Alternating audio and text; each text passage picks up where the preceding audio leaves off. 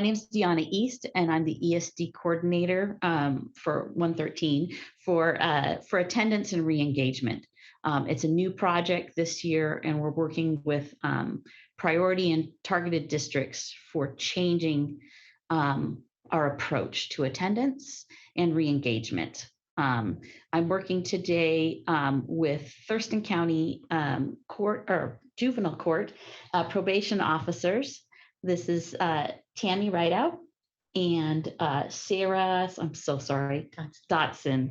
And they're going to be doing part of the presentation. They're just going to be sharing a small piece of the truancy process to show where the Community Engagement Board fits.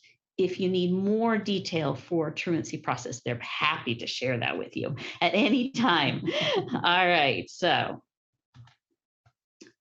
we'd like to start out with a land acknowledgement. We have a practice of this to continue to show awareness for our region sits on lands that were forcibly removed from Nisqually, Cowlitz, Puget Sound Salish, Quinault, Shoalwater, Chehalis, and Squaxin Island people.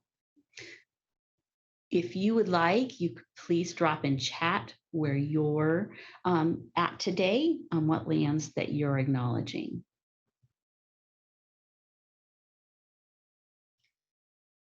All right, so I'm going to turn this over to my wonderful co-hosts from Thurston County Courts.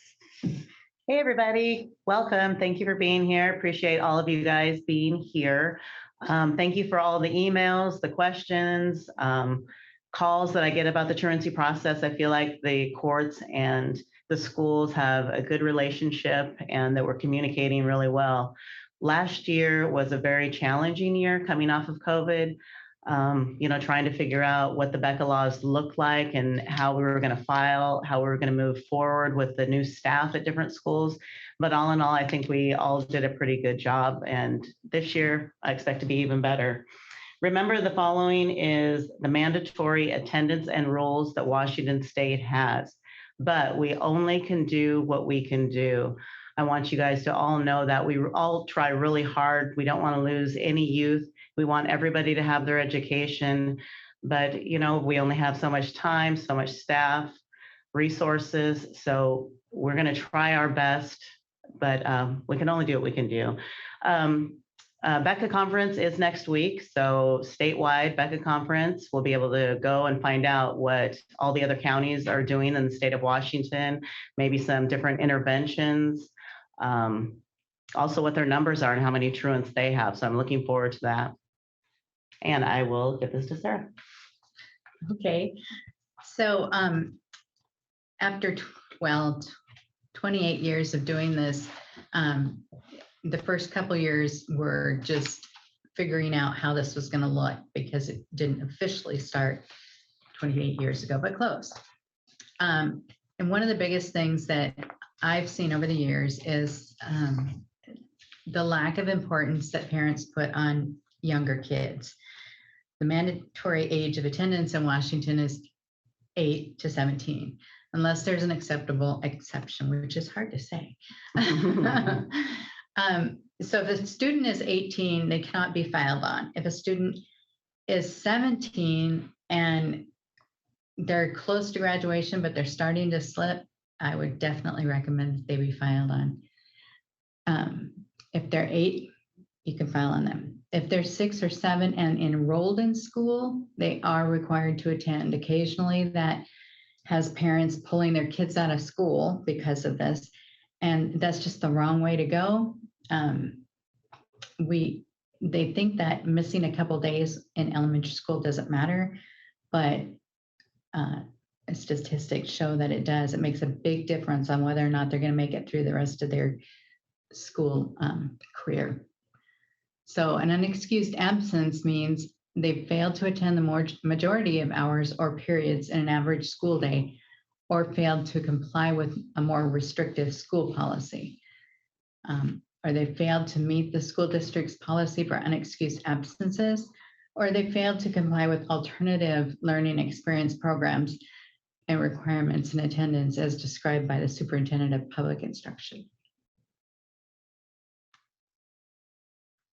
The school's duties upon child's failure to attend school, daily phone calls or letters with each unexcused absence. After third unexcused absence in a month, schedule a conference with the guardian and child at a convenient time for all. The purpose is to look for any barriers, any limits that the child or the family has, and to try to meet with them to figure out what we can do to assist them. Between the second and seventh unexcused absence, take data-informed steps to eliminate or reduce the child's absences. In the middle school, you may have a Warrens or a similar assessment. Talking to Deanna, she has said that the Warrens assessment is a little pricey for some school districts, so you can come up with your own assessment without having to pay that large cost for the school district. For any child that's on an IEP or a 504 plan, you want to meet with their entire team to come up with a plan. If medical staff, if mental health specialist needs to be there, then consider that also. For elementary schools, a conference shall be scheduled after the fifth excused absence in a month or 10 more in the school year. So this is our flow chart, and you all be able to have a copy of this so you can look back on it. The first row, I will say that might be mixed up a little bit. You can maybe catch a kiddo at 5 absences and have a conference, even at 15, that you didn't catch and then have a conference. But the flow chart, on the first unexcused absences, the parents are notified by the school.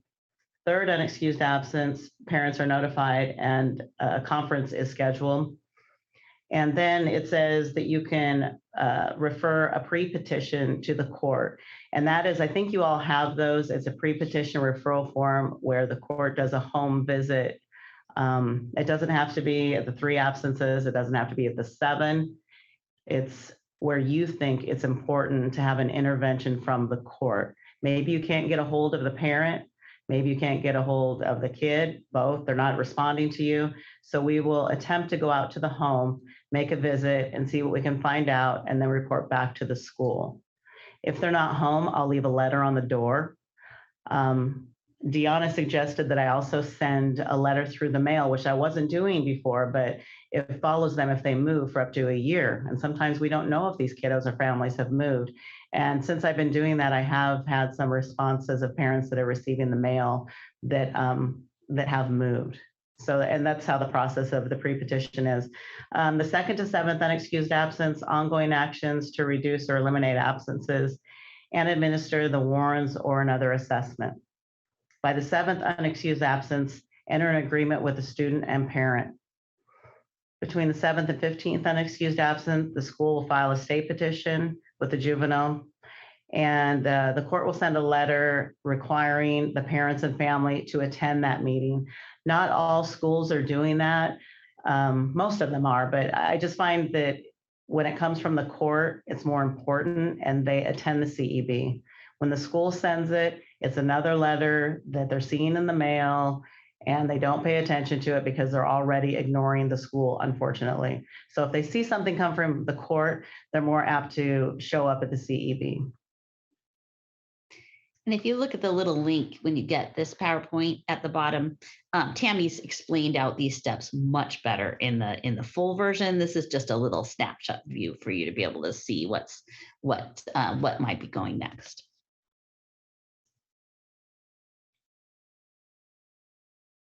Oh, this me? Yep. We might have already explained that part. Yeah, actually, I think we did. Okay. Awesome. We're just going to skip over that one. All right, back to me. Now you get to listen to me from now on. Aren't you excited? All right. So what we already know is the power of connection and attendance. When we start looking at research, especially what happened over the pandemic, we really found a lot of areas of equity work that we needed to look at, but we also found some areas that we really didn't realize before, or maybe we knew intuitively, but we didn't have the research behind it. School connectedness is a strong protective factor, especially when we have problems in other areas of our life. Sometimes school can be that safe haven. and kids don't always recognize that. It helps them develop healthy behaviors, and they will feel better about themselves. But again, in a child's view, they don't recognize this. What we do know from research is by 6th grade, absenteeism is one of the signs, leading signs, that they will drop out of high school. By 9th grade, it can predict better than our 8th grade test scores about them being able to graduate. That's pretty scary.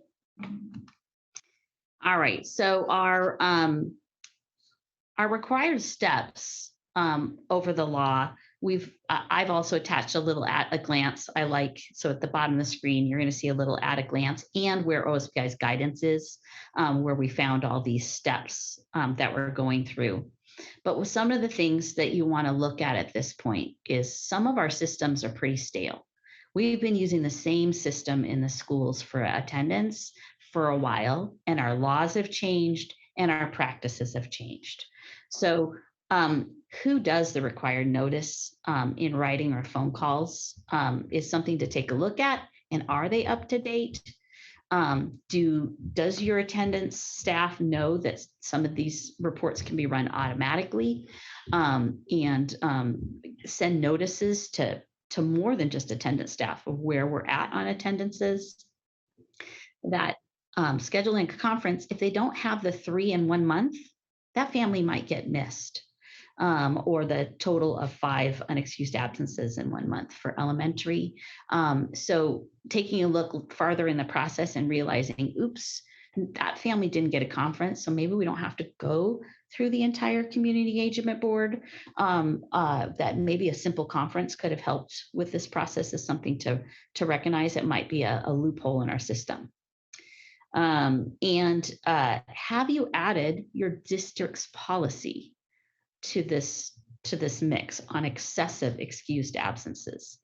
We now have a lot of areas for excused absences, but the law doesn't cover excused absences. That's on the district policy for excessive excused. It mentions it, but it doesn't tell you how you have to do it, like many of our laws. So you have to look at that and make sure that's added into your area to look at, is when are those reviewed, when those excused absences start to become excessive. Okay, so OSPI, we've been working on this project through ESSER for the last year, and we are really looking at attendance. And so OSPI's guiding principle now on attendance is that it's the foundation of students' learning. It's a stepping stone and a necessary precursor to engagement and mastery. It tells us that the student has not accessed or had the opportunity to engage in instruction. It may reflect inequities that are caused by or perpetuated by our own system. It is a signal when the family or the student may need more support. It's a signal to get curious. This is where we're talking to our staff, all staff. As a school, we need to come together and decide, how are we going to look at this issue? Because many different people touch the student and family while we're in these processes. And how do we get the entire system to now look at it as, how are we going to get curious about why they aren't attending? Students and families are our best partners to understand the barriers to attendance and how to increase attendance and re-engagement. So we want to make sure that we are treating them as such, as an equal, and that they're an equal voice at the table when we're talking to them about how or what supports are needed. So community engagement boards, what are they? Just in case some of us may have never had one, or we haven't done them in a really long time. You may be new to this position and you're all of a sudden being asked, gosh, this is now your responsibility. So a community engagement board is school or district staff, or maybe both. It's in partnership with our county courts and representatives for community agencies or community volunteers. Why? Because this is a community problem. This is a systems problem. This is not a student and a family problem. This is not a process to punish people that are not doing what they're supposed to do. This is a process to go find help. Okay, so I want to make sure that we're really clear about what this system's for. We want the family to feel comfortable enough to openly discuss the reasons behind the student's absence. So that is only done by us really doing a lot of work to make sure that they feel that way. We can't walk in and just expect them to feel that way because we say so. We have to do a little work on our end. We want to provide equal voice in identifying interventions that can encourage and support attendance and involvement. Now, this may be way different than what you used to do. So if you need support, if you need ideas, or if you need suggestions, please reach out. We'd be happy, any of us, be happy to help with how to come up with, brainstorm some new ideas for this process. All right. And we're establishing a contact between all parties. All right, so I'm going to assume you don't have a team. If you've already jumped this step, that's okay. But we're just going to review this really quickly for someone that's never had a team before, or just never been in charge of this team. So to start, schools or district staff, they want to make sure that someone at that meeting should have some power to change things at the school. If that's your school counselor, great. Can they change the school schedule if that's what's needed in the process? If that's somebody else at your school, just somebody with that ability has to be on the team, okay? Key staff members. So there's a lot of support staff that we already have in buildings, and sometimes I know they're very busy, but these are great people to consider for other people on that board. A social worker, if you have it, maybe your school nurse, teachers, coaches, a tribal or military liaison, and your McKinney-Vento staff. Okay, so these are people that in every building has a point of contact. So just so you know, it might not be the liaison, but your building point of contact might be your person in your school meetings. Being able to recognize some of these systems, the student doesn't walk up and say, hey, I'm homeless. They don't know. They don't know that they legally qualify for a program that maybe nobody's recognized before. Because me and my whole family had to move in with my parents when I lost my job. I don't consider my homeless. I'm living with my parents or a family member. But we know that there's some more supportive programs that can help for them. So having somebody at the table that can recognize when we need to add those added supports is really needed. I would suggest that soliciting representatives for community agencies that are in your area or community volunteers is really important. Like again, this is not an isolated problem, and we want to make sure that we're providing supports to the family. So I've taken some time with the other coordinators. There's actually 9 of us across the state right now that are working on this program. And so we took some time to really think, who would you look at in your community to try to find this person? Okay, look at your community and the families you're serving. We want to reflect that. So in my local community, here I'm in Olympia, we have a lot of state agencies, federal agencies. These might be ones that I'm going to reach out to see if they can help us out on one of these boards. Is there a major business that's practicing in your area? Maybe business owners that hire teens, or a large agency that'll give a space to be able to advertise that you're needing these volunteers.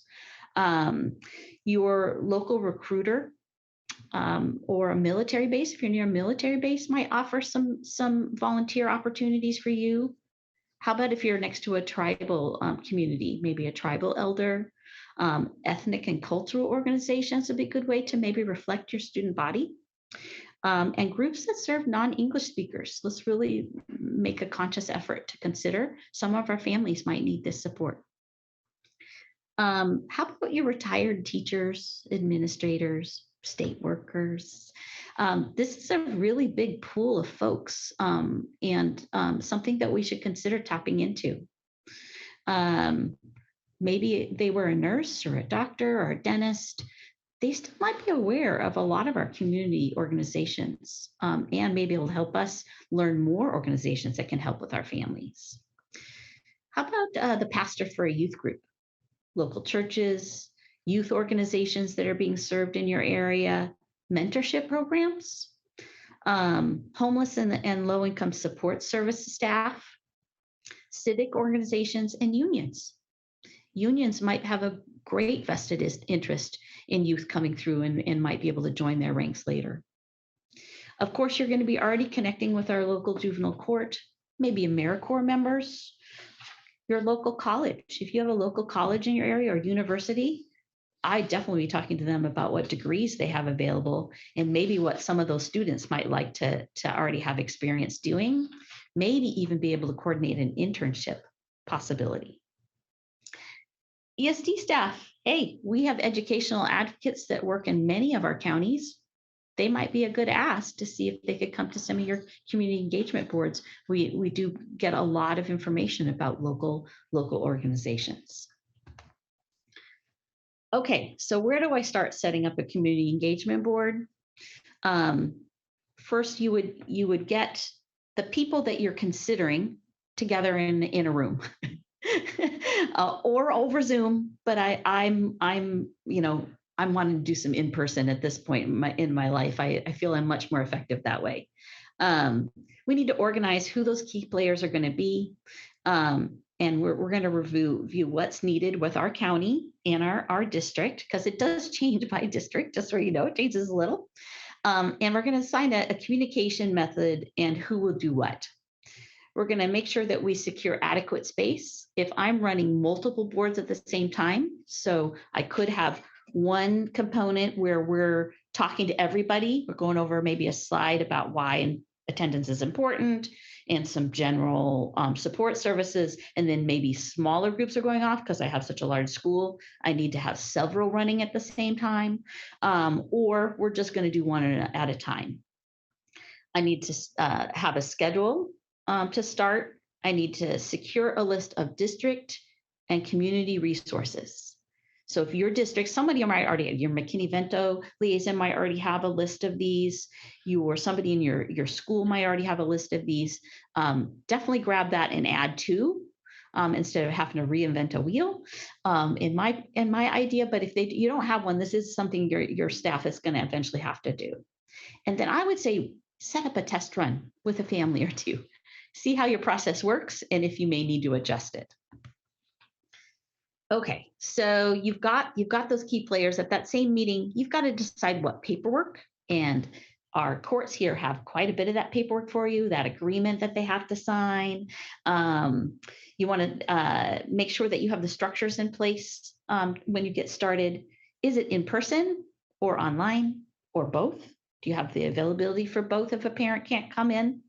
How often are you going to need this board? Are you going to have one at night and one during the day? Because parents work, and so they may or may not be able to come in. And we do want to consider what's convenient for the parent as well. Who will facilitate these meetings? Who's going to kind of be, and like I said, this might be multiple people if you're running multiple ones.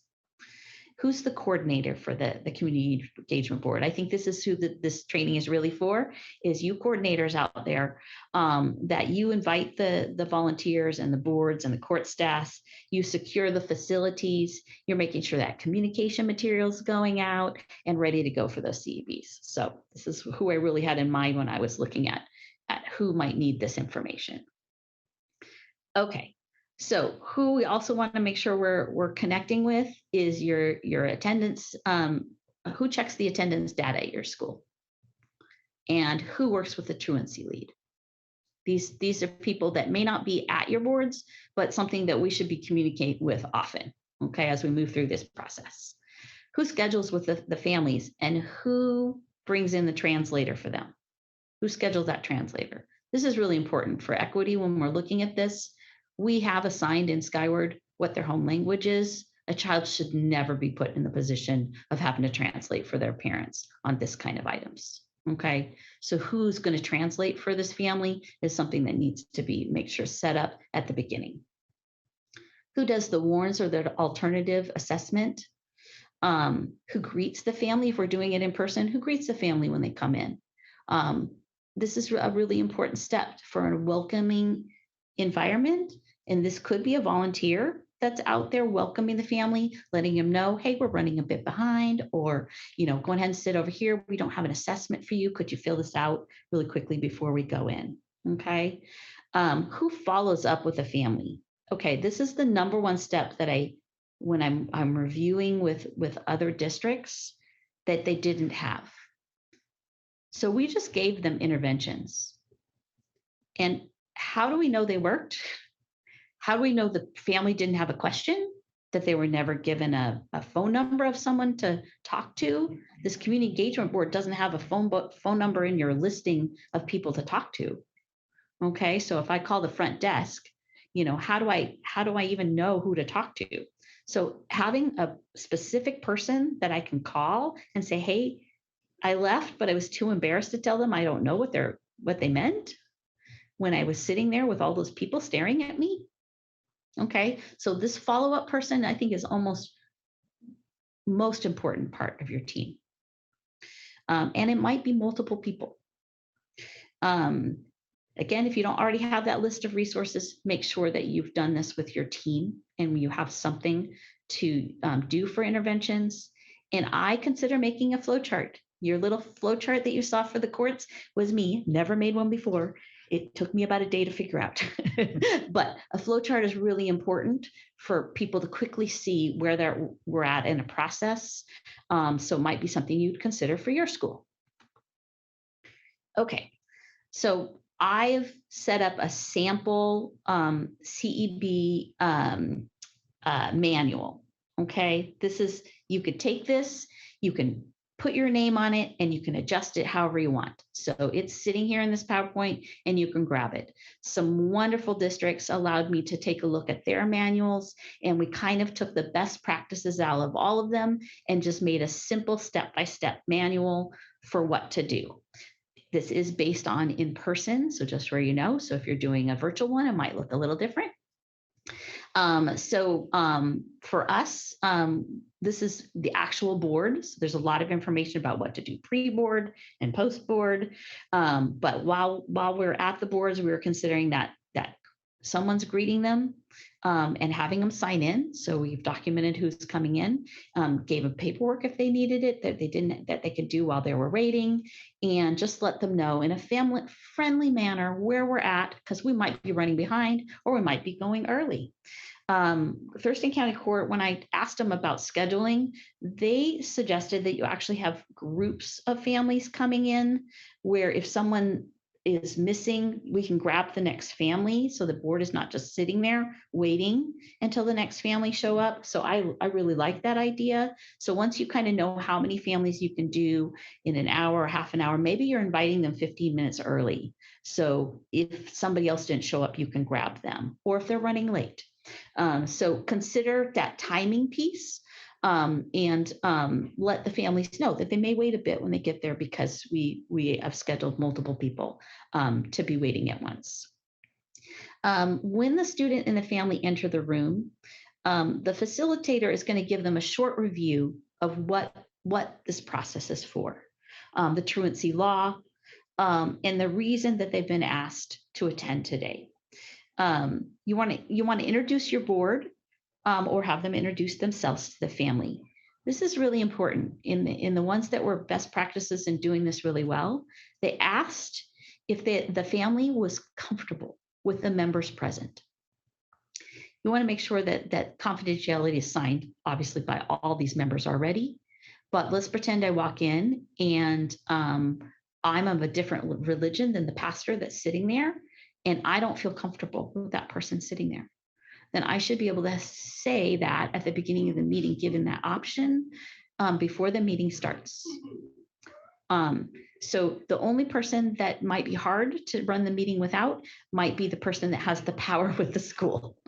But consider maybe for the, if that is a worry for the parent, to be honest and open, or the student to be honest and open in that meeting, maybe it needs to run without them for this time. Okay, so make sure we're really flexible, and we want them to have that equal voice. So asking that question would be important. We're going to review the attendance and grades at the beginning of the meeting. So you can assign different people different jobs. And so it might be nice, as a new volunteer, and I'm kind of new, it might be nice if somebody gave me this little question that I can answer or ask, or that, oh, I'm going to review this part for this board. We're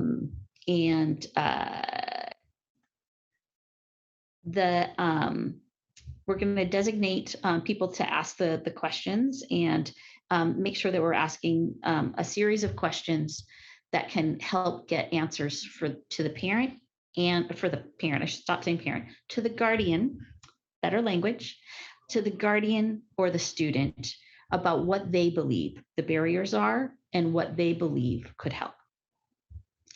And we're going to identify some interventions at that meeting. Okay, it's going to be in our contract. We're going to ask the family if they verbally agree before we sign the contract. Whoever's the board secretary is going to fill this out quickly. The family and the student are going to sign.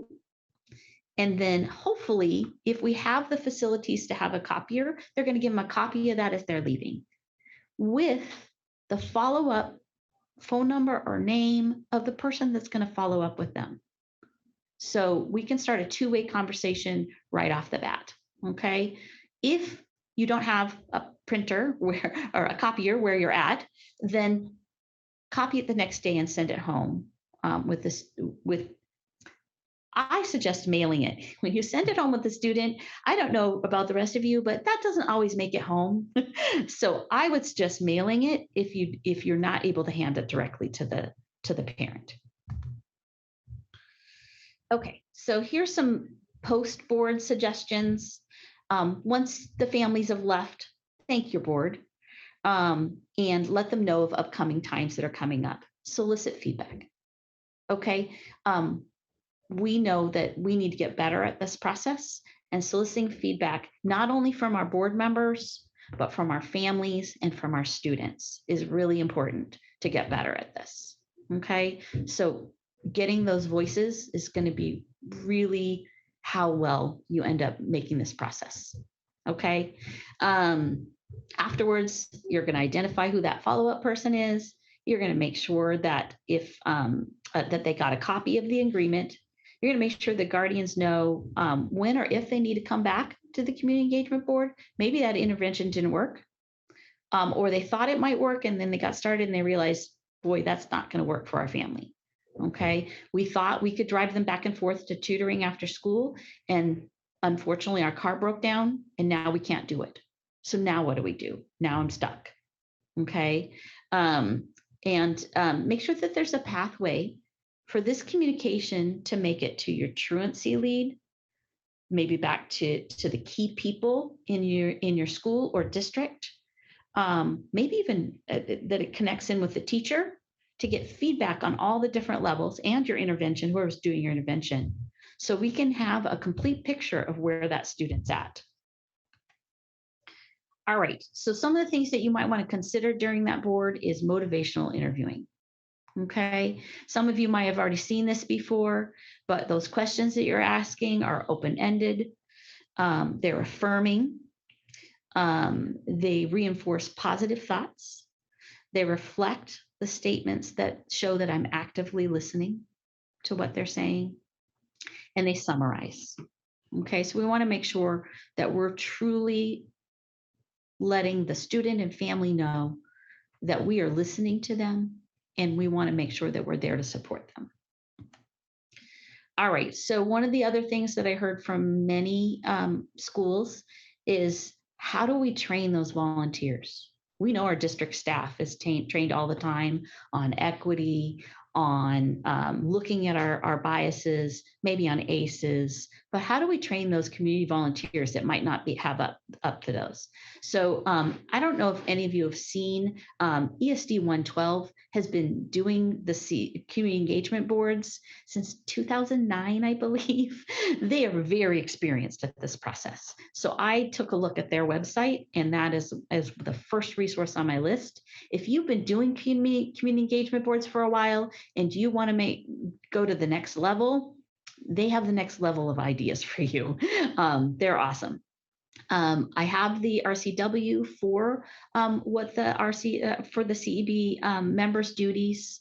I just added some things that I use for training purposes. You can pick and choose whatever you like off this list. Please send me your best practices. If you have some, I want them, believe me. The Harvard's implicit bias test. There's a TED talk about implicit bias, and there's some ACEs trainings here. How to practice active listening, deliberate listening. How about some cross-cultural misunderstandings that happen? I would want any of my board members, if I have tribal members, to remember what has happened in our history about forced assimilation. And so we want to make sure that our people are aware of that as well. We have some new information and help on school avoidance. So understanding school refusal, Children's Hospitals has some trainings for us. We have a couple trainings options in there that might help. And also some relationship building, how to become an ally. And OSPI, wow, OSPI has several different sites on there for support that can help that somebody outside the district might not know. So it's good for them to know that. And sometimes that person outside the school could really like, oh, doesn't OSPI have an information on that? And we go, oh yeah, we do. All right, thank you so much for sitting through all that. It's now time for questions.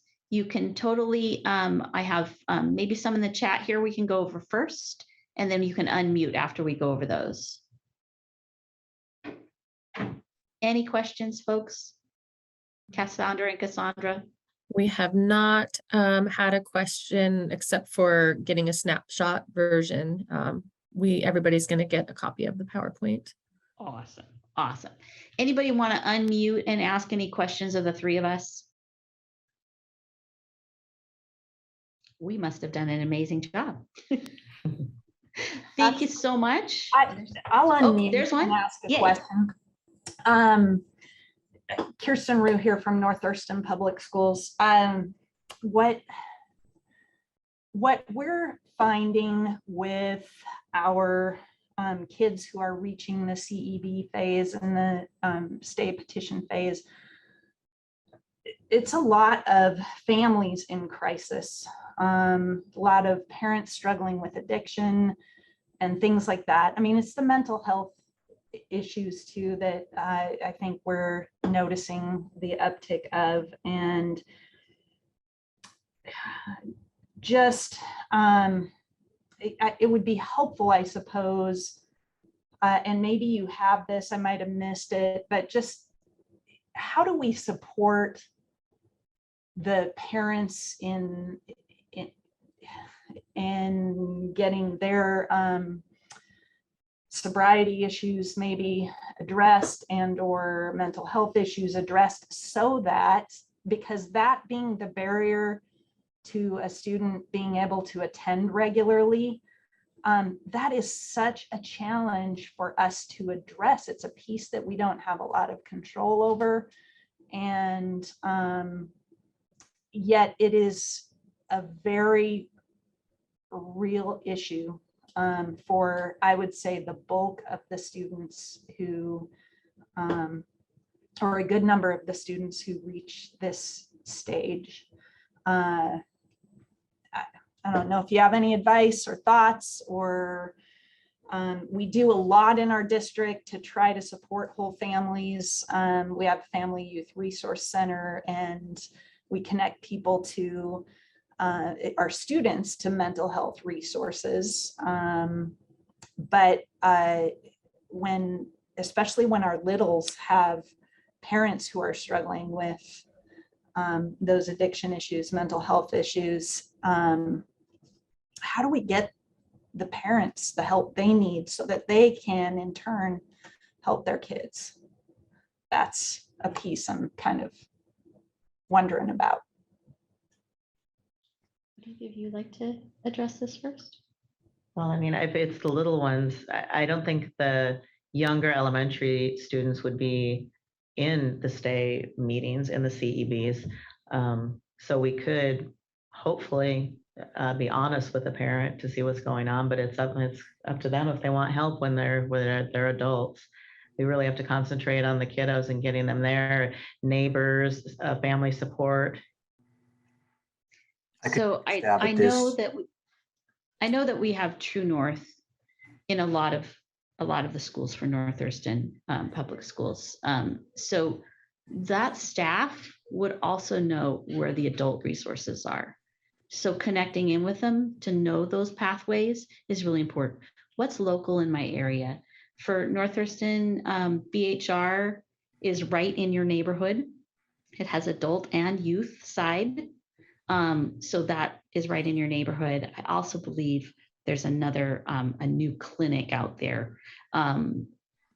Leslie Van Vlieshout would be able to tell you more of that information, your mental health providers for your district. But getting that information so your teams know, because you may or may not have one of those mental health specialists on your team, but knowing that information before you go in, so if a parent is honest enough to tell you that information, that you can get that information to them. It's not easy to get into these services. They are also being overwhelmed with folks, but having that information at hand would be really important. If you don't have information at the second you're at the meeting, that follow-up person is a lifeline, because we could go solicit that information from we have very skilled people in our buildings, and somebody else in our building might know that answer and be able to follow up with a parent with that information. Okay. I don't know if that helps much, but I very often have to tell people, I don't know right now, but I can help find that answer for you. Yeah, that was helpful. Thanks. Did Mr. Graham have something to say? Did someone else? I thought I saw a hand.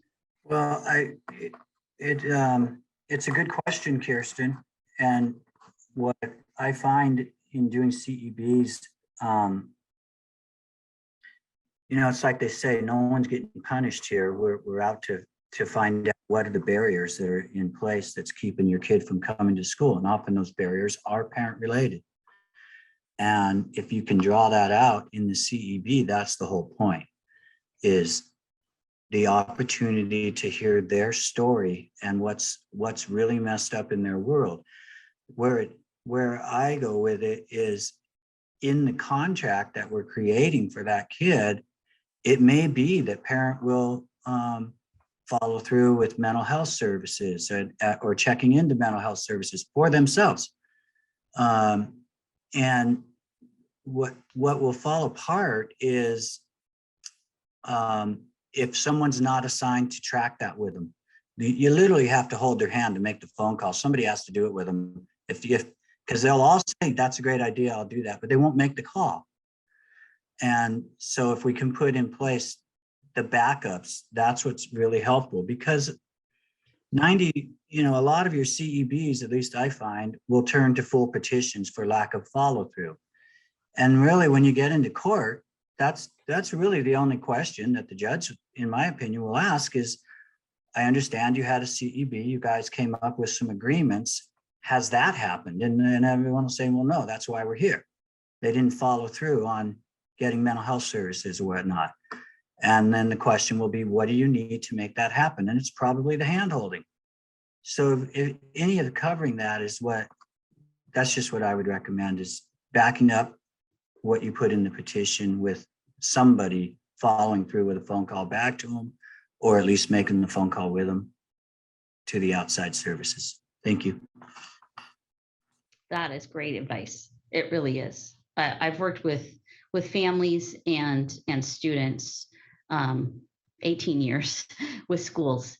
And that piece of the unknown of making that scary phone call all by myself is the biggest stopping point for students and families. Having that person sitting right beside me, walking along beside me, can make a huge difference in me actually making a step I want to make. Thank you for bringing that up, Daniel. All right, any other questions? Yes, we have a question in the chat. It says, you may have addressed this, but I'm concerned with our secondary students whose parents are excusing their students' absences, but have upwards of almost 20 excused absences, and it's October.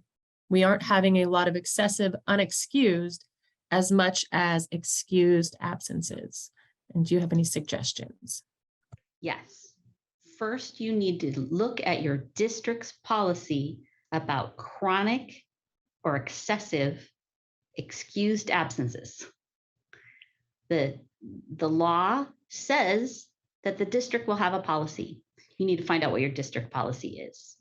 Now, when we look at excused absences, we have to get curious. We can't just say magic number is 15. Okay, we have to look at those and go, okay, they had COVID and they weren't allowed to come back for 10 days. And then they got a cold. Maybe we need to relook at this if it happens again. Or this child has diabetes, and so they have a 504 plan. Maybe we need to meet with the nurse that set up the 504 plan to find out if there's something that can help this student.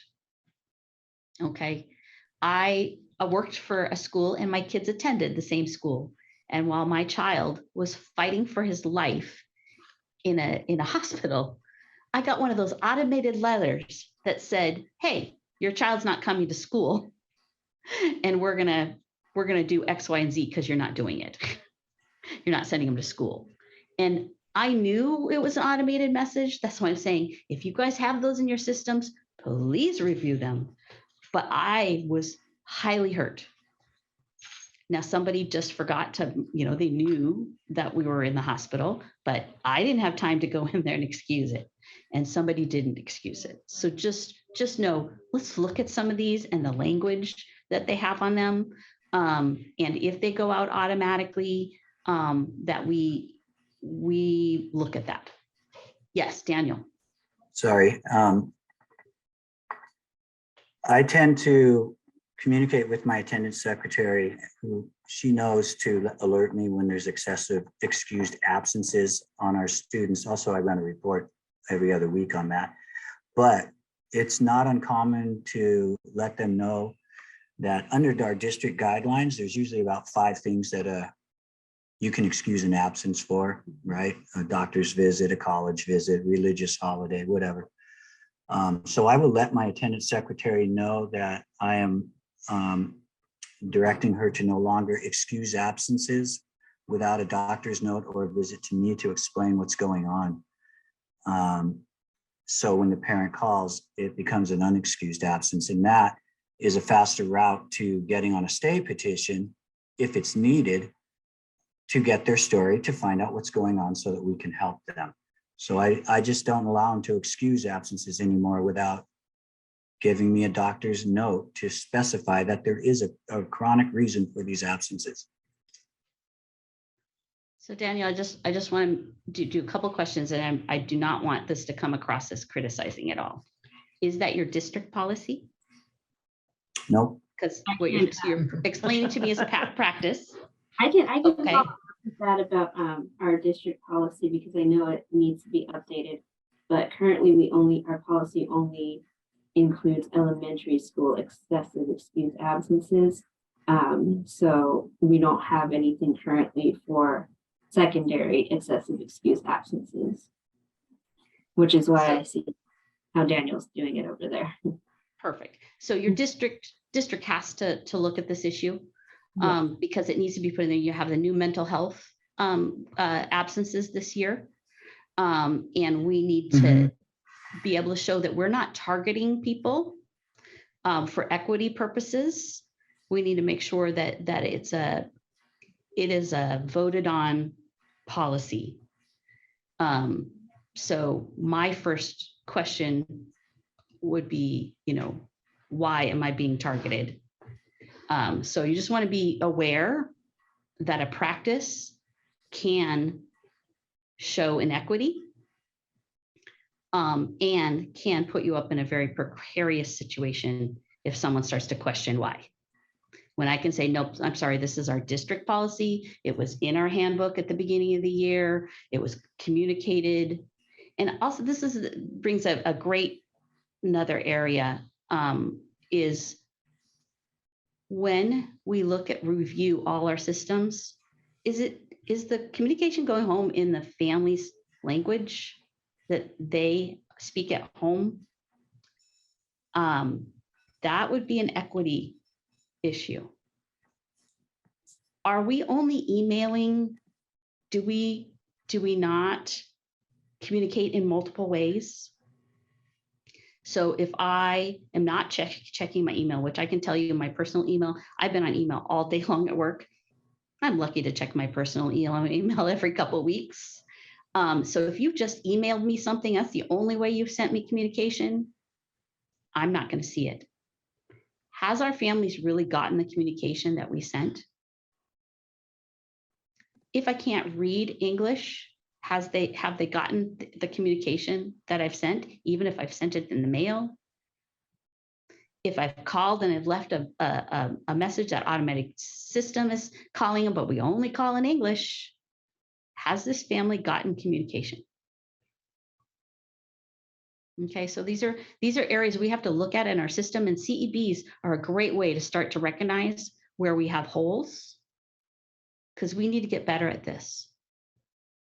We glaringly found out that our system is not equitable. And how do we start fixing it? Awesome.